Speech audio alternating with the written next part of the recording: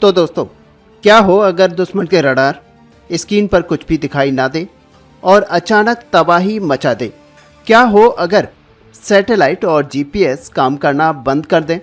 फिर हमारी मिसाइलें दुश्मन के बंकरों को सटीक तरीके से निस्तो नाबूद कर दें। ये कोई साइंस फिक्शन फिल्म नहीं है, ये भारतीय सेना का भविष्य है जो आज इसी वक्त देश की लैब और फैक्ट्रियों में आकार ले रहा है। आज के एपिसोड में हम बड़े डिफेंस अपडेट्स का पर्दाफाश करेंगे जो भारत को अजय महाशक्ति बना रहे हैं।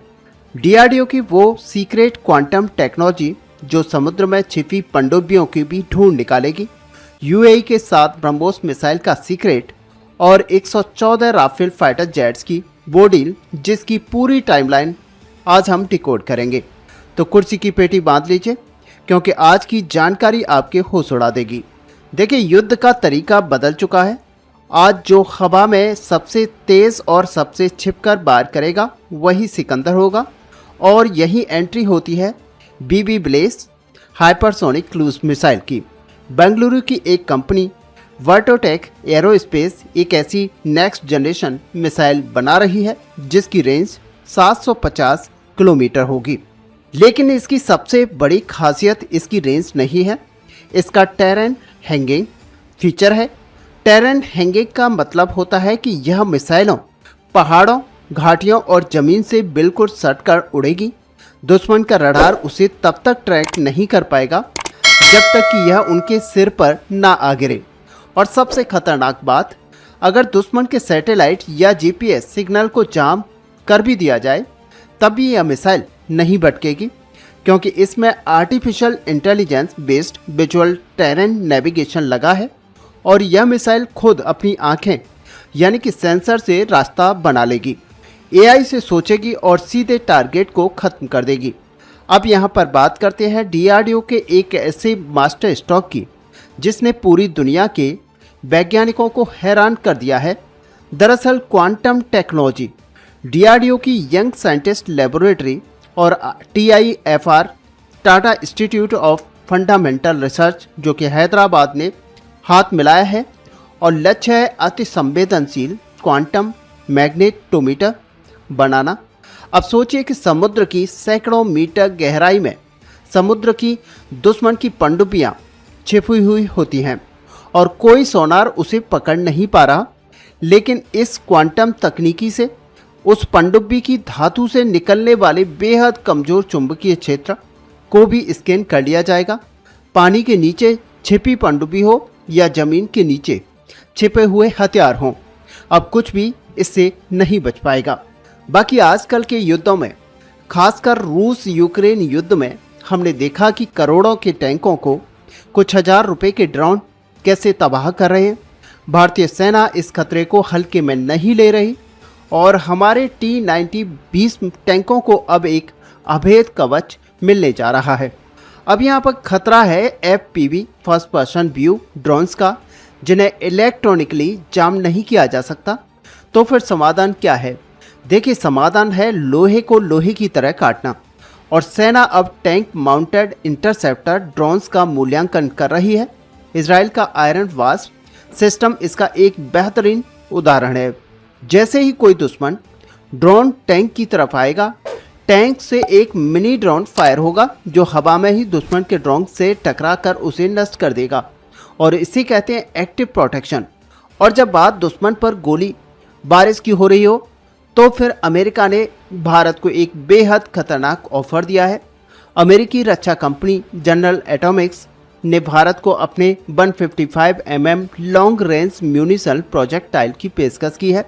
आमतौर पर हमारी M777 हॉवित्जर तोपें 30 से 40 किलोमीटर तक मार करती हैं, लेकिन इस स्मार्ट गोले के इस्तेमाल से हमारी यही तोपें 155 किलोमीटर दूर बैठे दुश्मन को अचूक निशाना बना सकेंगी। और ये 150 किलोमीटर यानी कि LAC के इस पार बैठे दुश्मन के बेस कैंप्स के बिना कोई एयर सपोर्ट के उड़ाया जा सकेगा। डिफेंस में अब सिर्फ सरकारी कंपनियां ही नहीं बल्कि भारत की प्राइवेट स्टार्टअप्स भी तहलका मचा रही हैं। यहाँ पर चेन्नई की कंपनी टाटा पैटर्न्स ने भारतीय इलेक्ट्रॉनिक्स लिमिटेड बेल से एक 585.76 करोड़ रुपए का महा ऑर्डर हासिल किया है और ये ऑर्डर रडार इलेक्ट्रॉनिक्स की सप्लाई के लिए है। यानी कि बेल ने प्राइवेट कंपनी रेड CIPL के साथ एक MOU साइन किया है ताकि सेना के लिए एक सुरक्षित और ऐसा सामरिक सिम्युलेटर नेटवर्क बनाया जा सके जिसे दुश्मन कभी हैक ना कर पाए। वहीं दूसरी तरफ बेंगलुरु का एक रक्षा स्टार्टअप एथेक्स एक ऐसा हथियार बना रहा है जो सीधा साइंस फिक्शन लगता है। हालांकि इसका जो नाम है वो सारंग है। ये एक लॉयटरिंग म्यूनिशन यानी कि सुसाइड ड्रोन है। यह हवा में उड़ेगा, दुश्मन को ढूंढेगा, AI की मदद से टारगेट को पहचान करेगा और फिर सीधा उस पर गिरकर फट जाएगा। अब ऐसे में बंकर हो या फिर चलता हुआ टैंक, सारंग का मॉड्यूलर वॉरहेड किसी को भी नहीं छोड़ेगा। साथ ही दोस्तों, भारत अब हथियार खरीदने वाला देश नहीं रहा, दुनिया को हथियार बेचने वाला बॉस बन रहा है। फिलीपींस के बाद अब नजर है मिडिल ईस्ट पर, यानी कि ब्रह्मोस एरोस्पेस ने संयुक्त अरब अमीरात UAE को BrahMos supersonic cruise missile system के औपचारिक प्रस्ताव यानी कि फॉर्मल प्रपोजल सौंप दिए हैं। अब ध्यान दीजिए कि ये सिर्फ शुरुआत बातचीत है, बल्कि यहाँ पर एडवांस लेवल की बातचीत भी UAE के साथ चल रही है। ब्रह्मोस की टीम ने UAE में विस्तृत प्रेजेंटेशन दिए हैं। मामला अब एडवांस स्टेज में पहुंच चुका है। अगर ये डील पक्की होती है तो फिर यह भारत के डिफेंस एक्सपोर्ट के इतिहास का सबसे बड़ा गेम चेंजर साबित हो सकता है। और अब वो खबर जिसका पूरे देश को सालों से इंतजार है। भारतीय वायुसेना के 114 multi role fighter aircraft MRFA का मेगा टेंडर। अब देखिए, माना ये जा रहा है कि डसॉल्ट राफेल इस रेस में सबसे आगे है, लेकिन अगर आज डील साइन होती है तो क्या हमें कल से फाइटर जेट मिलने लगेंगे? और यहाँ पर जवाब बिल्कुल ना है।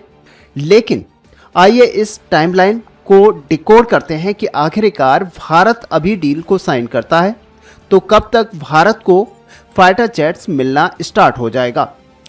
देखिए, अगर भारत 26 के अंत तक इस कॉन्ट्रैक्ट को फाइनल कर लेता है तो फ्रांस से बनकर आने वाला पहला राफेल 29 के आसपास भारत पहुंचेगा। लेकिन डील की शर्त है कि बाकी जेट्स मेक इन इंडिया के तहत भारत में ही बनेंगे।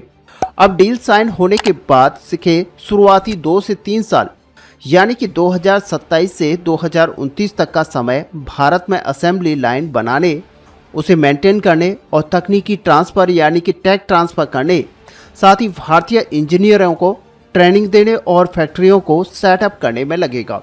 2032 आते आते भारत में बना पहला राफेल तैयार हो जाएगा। अब जरा गणित समझिए कि अगर 114 में से 90 राफेल भारत में बनते हैं और हर साल 10 से 12 एयरक्राफ्ट बनाए जाते हैं तो इस पूरे प्रोडक्शन में 7 से 9 साल का वक्त लगेगा। यानी कि 114वां जो आखिरी भारतीय राफेल होगा वो वायुसेना को साल 2039 से 41 के बीच सौंपा जाएगा। और यह सिर्फ एक डील नहीं है, यह आने वाले 10 दशकों तक भारत के आसमान को सुरक्षित करने की गारंटी है। लेकिन सबसे अहम बात है कि भारत का अपना खुद का MK फाइटर जेट 2035 तक भारत में बनने और साथ ही वायुसेना में सम्मिलित होने की खबर है। तो ऐसे में भारत को दोनों छोरों से यहां पर अपनी स्क्वाड्रन संख्या को बढ़ाने में मदद मिलेगी। साथ ही दोस्तों, DRDO के नए सॉफ्टवेयर से लेकर AI पावर्ड मिसाइल तक भारत अब डिफेंस के मामले में फॉलोवर नहीं है बल्कि ग्लोबल लीडर बन चुका है। वो दिन दूर नहीं जब दुनिया के ताकतवर देश भी भारतीय हथियारों के लिए लाइन लगाकर खड़े होंगे। ऐसे में आपको क्या लगता है, क्या भारत को 114 राफेल की जगह खुद के बनाए हुए MK यानी कि 5th जनरेशन प्रोजेक्ट पर सारा फोकस, सारा पैसा, या फिर राफेल की ज़रूरत अभी नहीं है? देखिए, कमेंट बॉक्स में अपनी राय जरूर लिखें। अगर आपको डिफेंस का ये डीप डाइव एनालिसिस पसंद आया हो तो वीडियो को लाइक करें, चैनल को सब्सक्राइब करें और बेल आइकन दबाएं ताकि कोई भी डिफेंस अपडेट आपसे मिस ना हो। चलिए फिर एक और धमाकेदार वीडियो के साथ फिर मिलेंगे, तब तक के लिए जय हिंद, वंदे मातरम।